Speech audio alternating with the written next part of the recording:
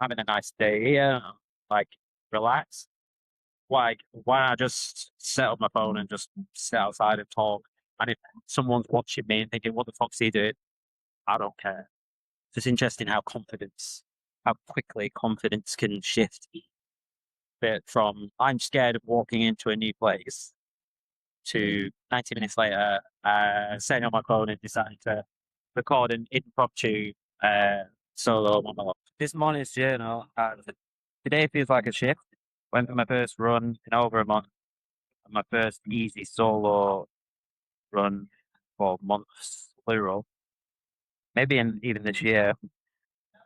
I've been noticing that familiar habits, places, songs remind me of, or makes me have that sad, this time has passed feeling. I often talk about when looking back on travel experiences. Um, but I tried songs that reminded me of the beginning of my trip. So the sadness one is one which I had one as my alarm clock at the beginning. And yeah, but I feel like that just made me thank you. That's okay. Thanks so much.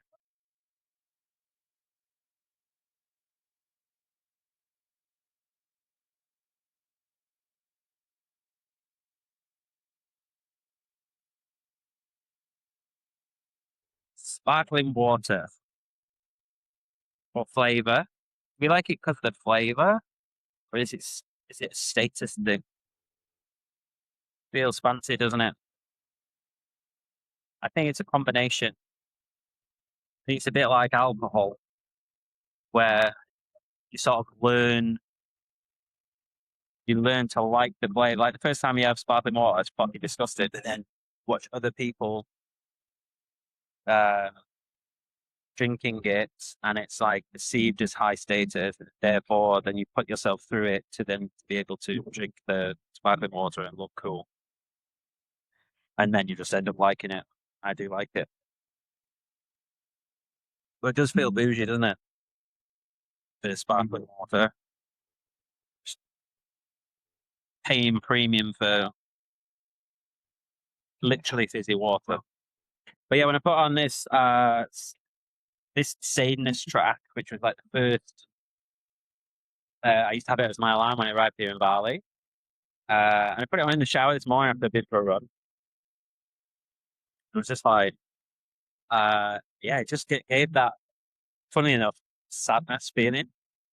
Like, oh, that's gone. Like you can't capture that. It's like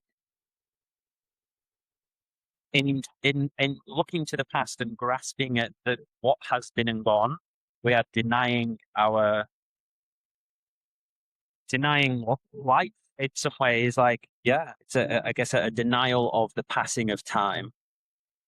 Um, and it's strange because it does make me think, like, at what point does a external signal, whether that be a place, whether that be music, what point does that become nostalgia? Right? There's a threshold in which it crosses over from the present thing that you're listening to or the present place that you're going to, and then all of a sudden it feels like it's been and gone. And then revisiting that is like a thing of the past. And I feel like when you are on the road traveling, this seems to be much more intense. Those passing of chapters as such. And right now, I'm going through a minor case of heartbreak. So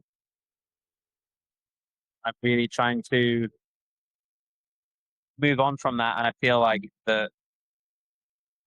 what's crazy is like these songs, people's places that were in place before I met the girl that I was seeing, and they still remind me of her. Like, still give me this sad feeling. Songs that I've been playing for years, and I put them on. I'm just like, ugh. Like there's just something there that just grates on me and reminds me of the, oh, well, I was playing this song at the time in which I was seeing this girl, right?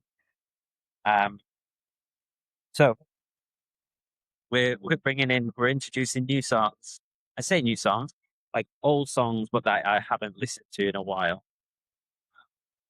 And do you know what? Like I was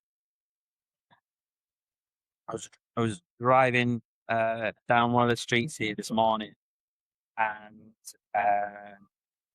wind in my hair, and then on comes sympathy for the Devil by the Rolling Stones, and I'm like, like, like this is so good. I'm like, I'm in Southeast Asia, I'm on a scooter, it's a beautiful day, and then it's just like this track comes on. I'm like, yeah, fuck yeah, it's time to change.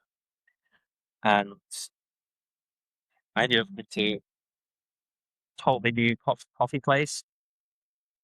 Uh, I seem to get into. I'm so habitualized, and I very quickly pick up new habits. And I can be very quick to drop old ones as well. It's both a blessing and a curse. And I'd run past this coffee shop this morning. I'm like, oh, that looks interesting. I should check that out. I go back, I have a shower, I get ready to come here, and I'm on my scooter, and there's this like coming out of the villa entrance, and you can go right to the usual coffee shop that I go to, and left to the new one. And the resistance that I felt of fear of like going to a new place. Like, what if they don't have the right seats? What if I'm too hot? What if I can't cross my legs and meditate? What if they don't understand my caffeine addiction? Um, like, yeah, it's crazy. And like for someone who is purportedly and certainly outwardly a very confident person, to then be feeling insecure or scared just to go to a new coffee shop. You know, I'm not coming here to fucking chat up women. And then it's funny how like this confidence piece works, because now then you feel like an hour and a half. I went around all the different places. I'm like, I don't like this seat. Let's try this one over there. And I've been sat inside, and then I need to get much better at recording stuff, recording podcasts, recording videos, and removing the perfectionist element. Got a bit of a, it's a great guy. It was with the Donald Trump hands. And yeah, I want to reduce the friction for create content. So before I can feel the caffeine topping me up, getting me back to my baseline. And I'm like, okay, well, I will need to go back to my villa, and I'll set up my camera, and then I'll sit on the bed and I'll record content like this. But I can feel that like it just wasn't enjoyable for me. I'm like, I'm having a nice day here, like relax. Why not just set up my phone and just sit outside and talk? And if someone's watching me and thinking, what the fuck's he doing? I don't care. Um, it's interesting how quickly confidence can shift bit from uh, I'm scared of walking into a new place to 90 minutes later, setting up my phone and deciding to record an impromptu solo monologue. I don't even know if you're going to be able to hear me. So today was I booked for HYROX Bangkok, and haven't done any specific HYROX training pretty much this year. Give or take a couple of classes when I was back in the UK. I've been mainly training CrossFit, which is totally different energy system, totally different strength demands, muscular endurance demands. And I haven't been to the gym in almost 5 weeks. Back injury, 2 weeks, 2.5 weeks, then food poisoning the next week, then cold and flu the next week, and then heartbreak. but that is proving to be the catalyst to get me started again. So went out for my first easy run in a very long time. My cardio base, absolutely fine, like nasal breathing, about 7 kilometers a minute, 7 minutes a kilometer. Low zone 2. But it's down to like my muscular endurance, like what can my body tolerate, what's like my tissue tolerance like. So we will see. But that's obviously helped me in stepping forth into a new chapter and moving on from the shit that I've been dealt a few days ago. So for the next few weeks, I've got basically 4 weeks to train for that and then into a taper. And then some notes that for the next chapter that I want to do will be layering in novelty. So a bit like today, how can I not make this place become the new routine, right? Even though it's really nice, and I'm thinking it now, I'm like, I should come here every day. I should record a video like this. But I will get far too comfortable again. So I think it's putting in some boundaries to be like, okay, well, why don't you do like 4 days a week, regular places, and then the rest of the time move around. Maybe I need to get myself a die, some dice.